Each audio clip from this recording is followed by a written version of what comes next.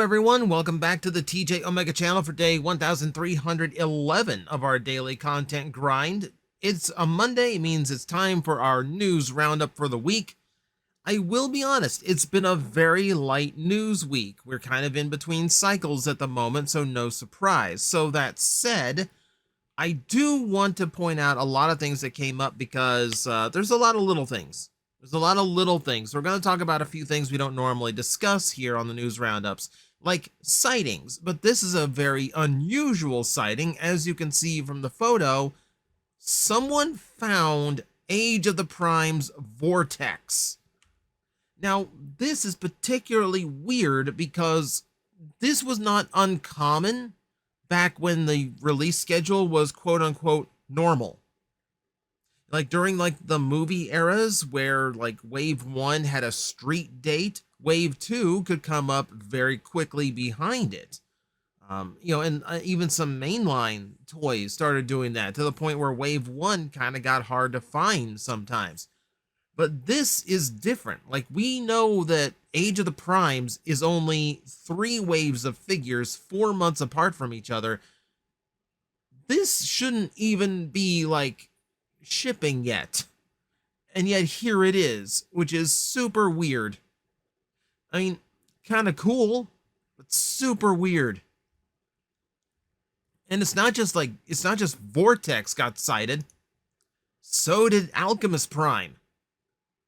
Now this is even weirder when you realize this is supposed to be wave 2, and the whole thing behind the idea of you only get 3 waves a year, but none of the waves are filled with extra figures. So we should have had 2 other toys that were being released in this wave. I know one of them was supposed to be Crasher. I can't remember the other one offhand. It was probably one of the other aerial bots. One or the other. But no, we get Vortex and Alchemist. Super weird. Super weird for them to show up that fast at actual retail. Now, this is from a Baidu user, so Alchemist, not going to be available, on this side of the Pacific yet, but still does not remove the fact that Vortex showing up in Canada is way faster than it was and than it should have been. But point being, let us take a look at the toys in hand. Packaging does look nice. I will say Alchemist does look kind of small for a deluxe, but he bulks out the box fairly well, surprisingly. A lot of headroom, but he's wide, which, you know what, I will accept that. Yep, packaging looks good. There's the lenses in use. Does look neat that way. It's a very unique accessory piece. Hi, Tony. I see you back there. He does have this interesting Cybertronian truck mode, this very nice, clean-looking robot mode. Very stocky, wide-built character, super clean. Look at that. He's got he's got a windshield on his back, and that is it. I think that's the beautiful thing about these primes, is that they have so much freedom to do whatever they want with the overall design that it lends itself to just giving us these really clean robot silhouettes from all angles. Yeah, looking good. Yeah, the fact that they made the lenses into 2 little dagger accessories, I think, is a really smart idea. I still really like that. Yeah, get a look of how the transformation works. Nothing terribly complicated. It's a 17-step transformation, but it does look like it works out pretty well. It's not a bad design. And then Vortex, which is the weird one here.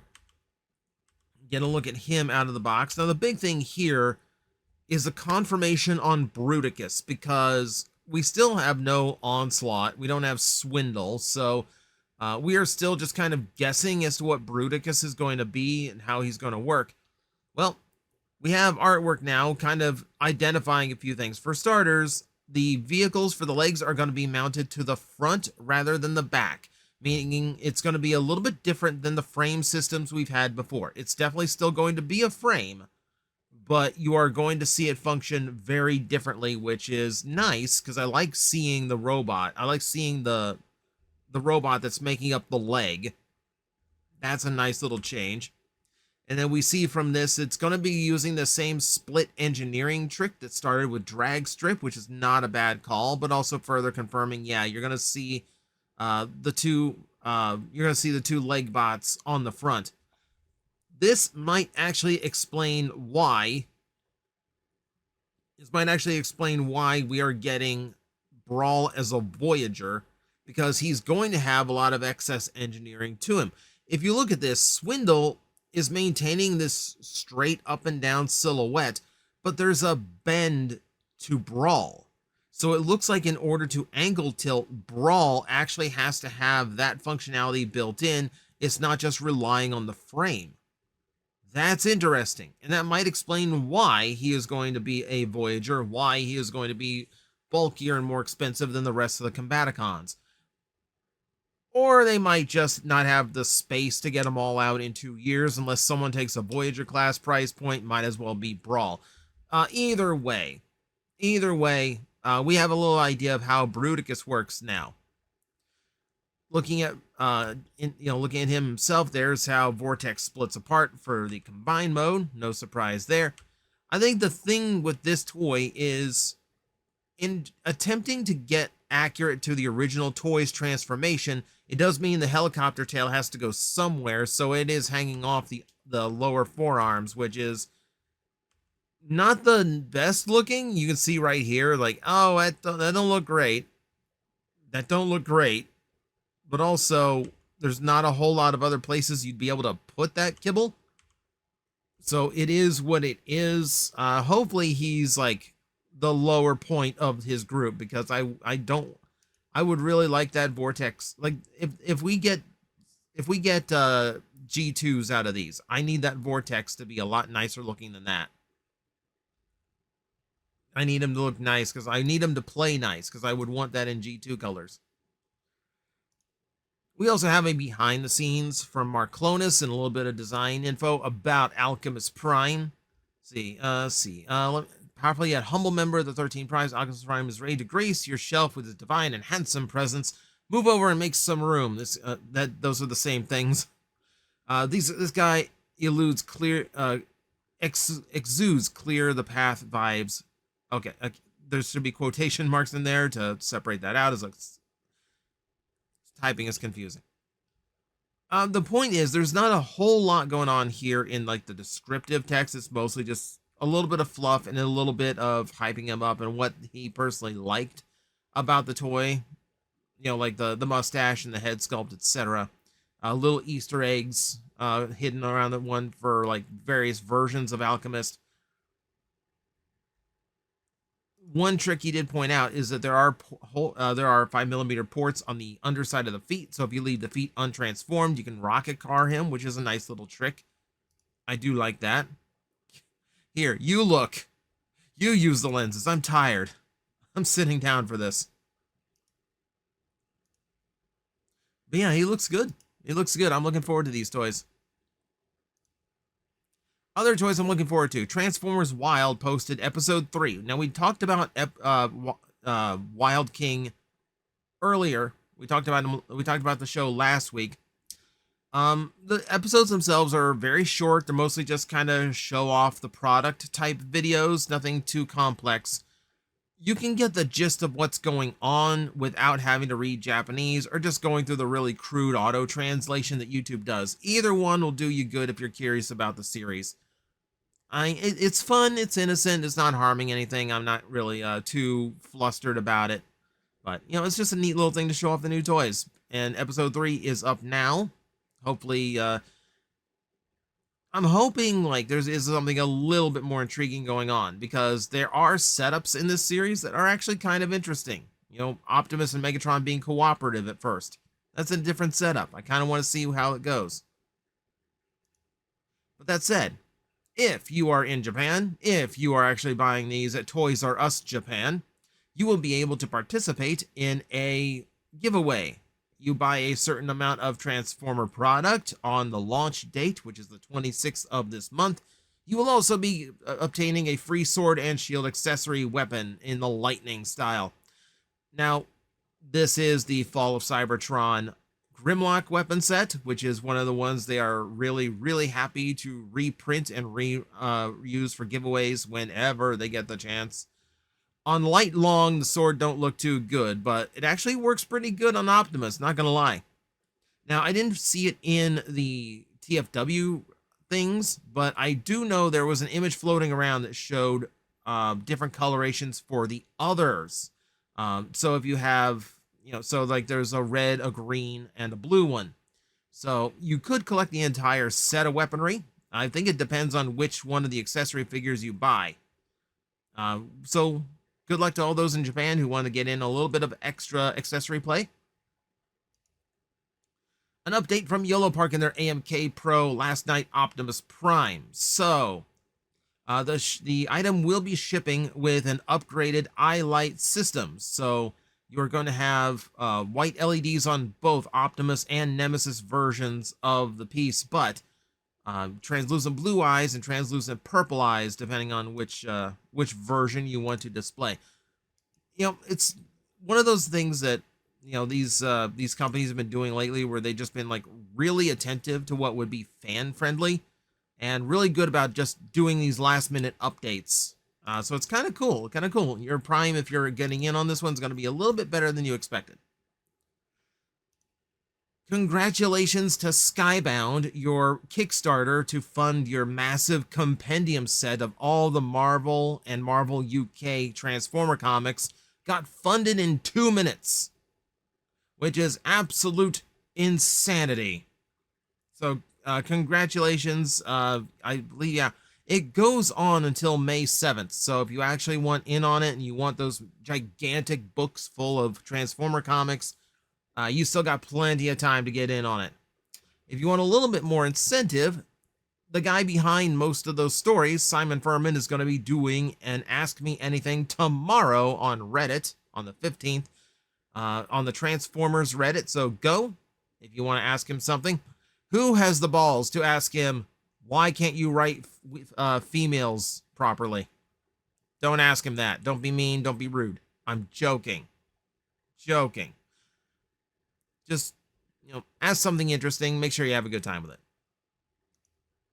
We got some updates from Premium Collectibles, a little bit more information on their museum scale pieces. Now, the Optimus Prime we've largely seen before, and they're mostly just reiterating everything about it.